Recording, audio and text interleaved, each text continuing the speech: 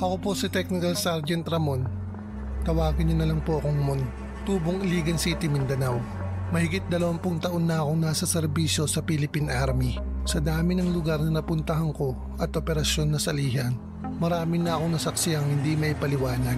Pero ang pinaka nagmarka sa akin ay nangyari noong 2014 sa isang lumang campus sa Bataan, kung saan ko unang naranasan ng multo ng isang sundalong akala niya ay patuloy pa rin ang digmaan. Panahon iyon ng kalmadong operasyon.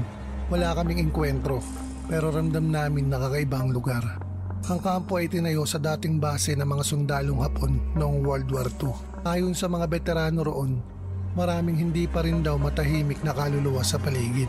Mga sundalong napatay, nilibing ng walang dasal o hindi man lang nalaman ng pamilya ang kanilang sinapit. Bilang isa sa mga senior sa unit, ako ang naka-assign magbantay ng perimetro tuwing gabi. Isang madaling araw, bandang